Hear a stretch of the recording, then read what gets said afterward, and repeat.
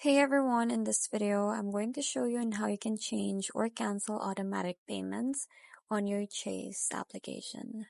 So here I'm currently at their official website, and then you can also visit this one. So I'm under the credit card. So from here you will see the steps on how you can change or stop automatic payments. So it's easy to update your credit card payment on the go. So here's how you can do it.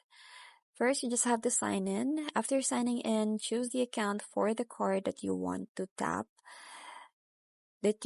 and tap show details rather. Then tap on manage next to the automatic payments. Then tap edit in the top right corner. So you can also see a video from here if you want to see a video for a clear step-by-step tutorial. Then after that, change the amount. So the pay from account, or you can also turn off automatic payments.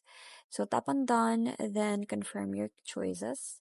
Then finally tap on update automatic payments.